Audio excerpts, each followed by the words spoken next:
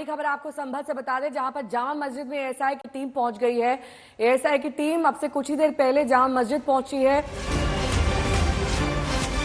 तो एएसआई की टीम संभल की जामा मस्जिद पहुंची है। इलाहाबाद हाईकोर्ट का फैसला भी आया है जिसमें रंगाई पुताई की इजाजत मिली है, लेकिन बाहरी दीवारों पर बिना किसी नुकसान पहुंचाए, बिना स्ट्रक्चर के साथ छेड़छाड़ किए हुए।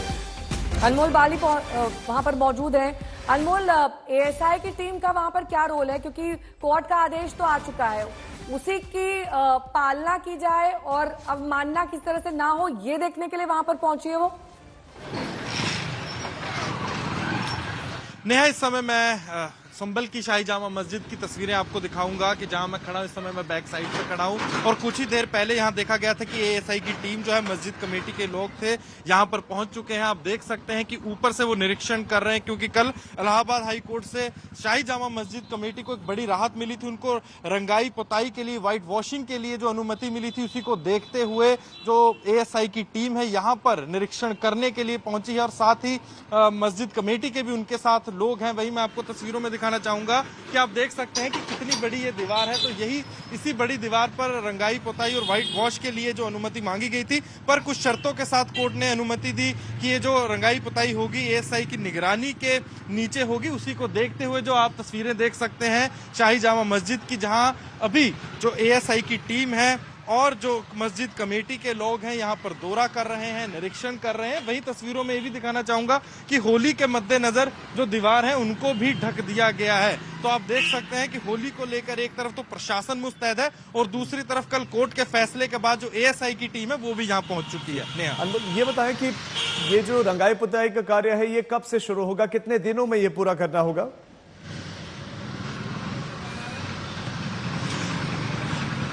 राजीव, अभी जो रंगाई पुताई का काम है, तकरीबन एक हफ्ते का जो वक्त है वो दिया गया है कोर्ट द्वारा मस्जिद कमेटी को, और एएसआई की निगरानी के नीचे जो ये सारा कामकाज होगा और उन्हीं जगहों को रंगाई पुताई के लिए कहा गया है कि जिसको जरूरत है। क्योंकि आपको मैं दिखाना चाहूंगा, बहुत बड़ा मस्जिद परिसर है। आप देख सकते हैं कि जहां तक आपकी आंखें जाएंगी आपको मस्जिद परिसर ही नजर आएगा। ये वही शाही जामा मस्जिद है जहां नवंबर में देखा गया, पिछले साल दंगे हुए थे, बाद में जो मामला है कोर्ट में जाता है और उसके बाद अब इस मामले में देखा जाता है रंगाई पुताई की अनुमति मांगी जाती है, जिसके बाद कोर्ट ये फैसला कल देते हुए बड़ी राहत देता है जामा मस्जिद कमेटी को कि आप रंगाई पुताई कराएं। पर आर्कियोलॉजिकल सर्वे ऑफ इंडिया की निगरानी के अधीन ये सारा काम होगा। उसी को देखते हुए अभी जो है जो लोग हैं वह यहाँ निरीक्षण कर रहे हैं, पर ये भी कुछ शर्तें रखी गई कि उसी जगह कमेटी से बातचीत चल रही है। बहुत बहुत शुक्रिया अनमोल इस तमाम जानकारी के लिए आपका।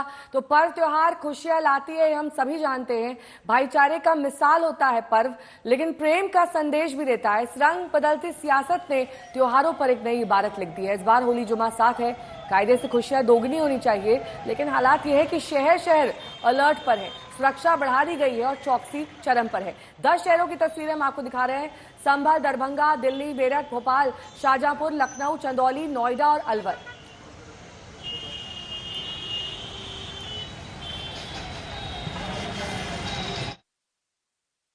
उत्तर प्रदेश में होली का त्योहार और जुमे की नमाज एक दिन है, लेकिन आज से ही पुलिस फोर्स हर उस सेंसिटिव जगह पर तैनात कर दी गई है जहां पर थोड़ी सी भी लगता है कि कहीं भी ऐसी संभावना है जहां पर हिंदू और मुस्लिम दोनों कम्युनिटी हैं।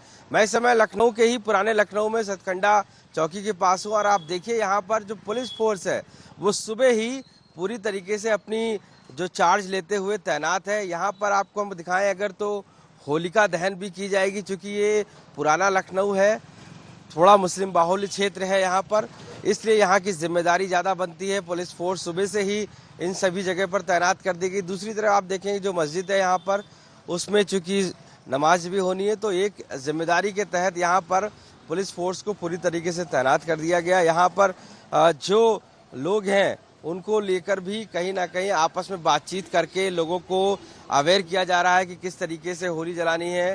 तो ये जो सुरक्षा के इंतजाम एक तरीके से पुलिस फोर्स पूरी तरीके से मुस्तैद होकर यहाँ पर मौजूद है। और ये चूंकि होलिका दहन भी होना है आज रात में और कहीं ना कहीं जो रमजान चल रहे हैं उसको लेकर भी।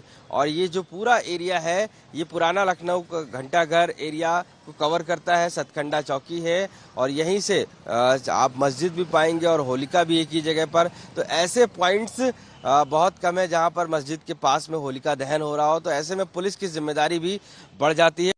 जहां एक तरफ होली और जुमे की नमाज एक दिन होने के कारण सियासी पारा बढ़ा हुआ है, वहीं दूसरी तरफ किसी तरीके की तनावपूर्ण स्थिति न होने पाए इसके चलते मस्जिदों में नमाज का समय बदला जा रहा है।